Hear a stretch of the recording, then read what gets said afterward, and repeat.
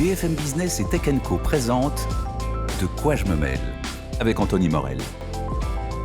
Allez, on est de retour pour la deuxième partie de quoi je me mail avec un invité aujourd'hui, c'est Thomas Sema. Bonjour Thomas. Bonjour, merci pour l'invitation. Mais avec plaisir, le fondateur de Yneuro. Alors on va parler d'un sujet qui, je pense, horripile tous ceux qui nous écoutent, et c'est normal, enfin tout le monde en fait, c'est celui des mots de passe, l'identification.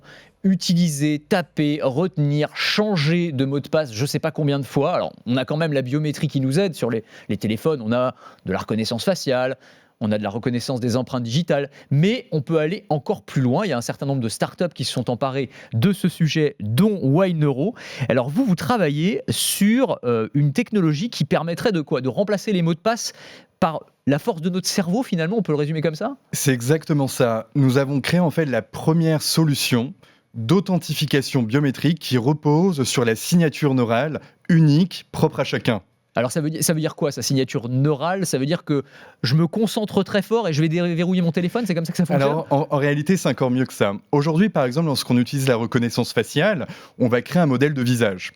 Lorsqu'on va utiliser l'empreinte digitale, cela requiert de poser son doigt sur une surface. Nous, en fait, on a créé avec nos algorithmes de machine learning, en fait, des patterns de reconnaissance qui permet en fait d'extraire de cette donnée une signature neurale qui est propre à chacun. Globalement, en fait, l'utilisateur n'a plus rien à faire, on le reconnaît instantanément. On va avoir énormément de capteurs neuronaux dans les earbuds, dans les casques de réalité augmentée, virtuelle, les casques audio, et y compris également dans les lunettes connectées, tout simplement, qui vont remplacer nos smartphones. Ouais. Alors oui, c'est pour ça, je me posais la question, parce que quand vous me parliez de signature neuronale ou neurale, je ne sais pas comment on dit, je me disais pour mon téléphone, oui, il n'y a pas de connexion entre mon cerveau et le téléphone, donc il faut quand même qu'il y ait des capteurs, donc dans les écouteurs notamment, ou dans les casques, et donc ce sont eux qui vont interpréter les signaux électriques envoyés par le cerveau, en tout cas dire ce cerveau-là, c'est celui d'Anthony et celui-là, c'est celui de Thomas. On envoie tous des signaux différents en fait. Alors en réalité, c'est notre science qui nous permet de différencier un utilisateur plutôt qu'un autre. Et aujourd'hui, en fait, on obtient beaucoup plus de singularité et d'unicité en faisant parler finalement cette donnée neurale.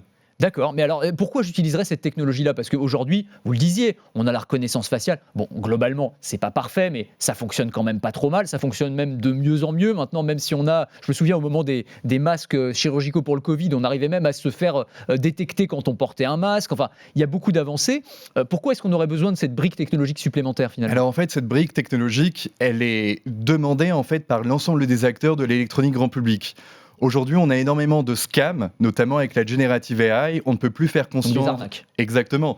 On ne peut plus faire confiance à l'image, à la vidéo, y compris à la voix.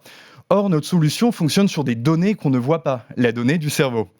Et donc, c'est un élément différenciant extrêmement puissant et ça offre également beaucoup plus de robustesse par rapport à ce qui existe sur le marché, d'autant plus que c'est donc quelque chose qu'on ne voit pas.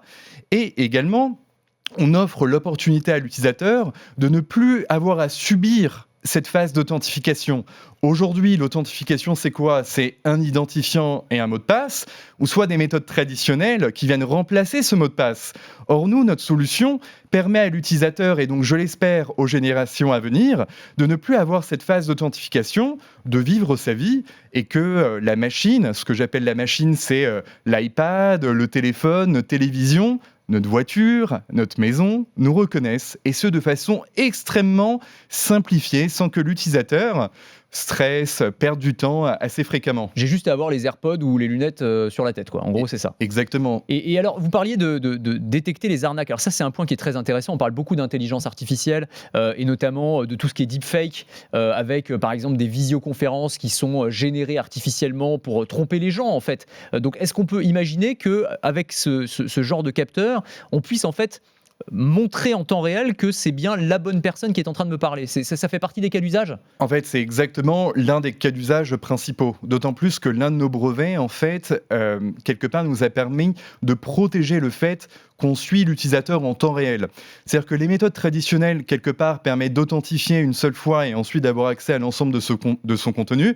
Par exemple, si on pense à déverrouiller un téléphone, accéder à ses comptes bancaires, aller sur ses applications favorites, nous, on peut voir en temps réel si c'est bien l'utilisateur en question. Et est-ce que, alors là pour le coup, j'imagine que l'enjeu pour vous, parce que alors vous êtes une start-up, vous êtes en cours de développement, vous avez déposé des brevets comme vous le disiez, l'enjeu principal, j'imagine que c'est d'aller convaincre les industriels maintenant, donc les Exactement. fabricants de casques, d'écouteurs, de casques de réalité virtuelle, de lunettes aussi. C'est vrai qu'on parle beaucoup maintenant des lunettes connectées avec Meta, etc.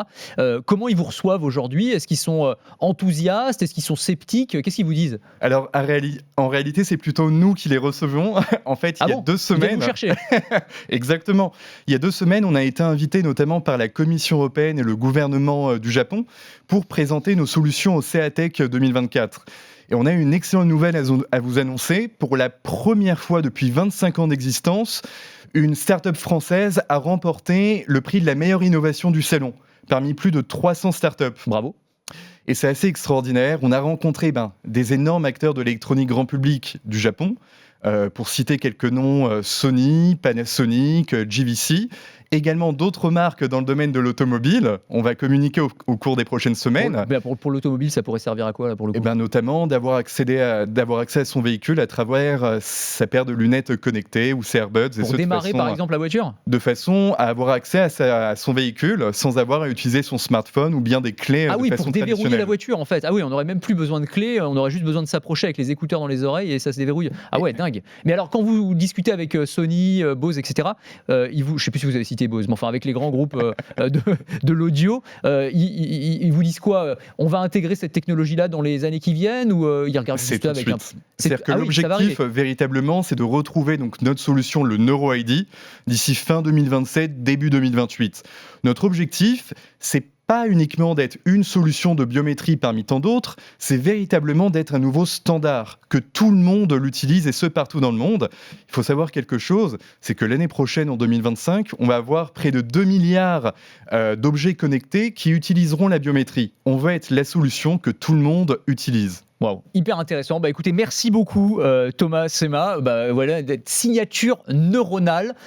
Vous l'aurez entendu en premier dans De quoi je me mail, très clairement. Mais vous verrez peut-être 2027-2028, quand vous achèterez une paire d'écouteurs ou un casque, vous aurez peut-être des petits capteurs qui permettent de déverrouiller tous ces appareils électroniques. Merci beaucoup Thomas. Merci beaucoup, merci pour l'accueil. Et merci à tous pour votre fidélité. On se retrouve très vite pour un nouveau De quoi je me mail. De quoi je me mêle sur BFM Business et Tech & Co.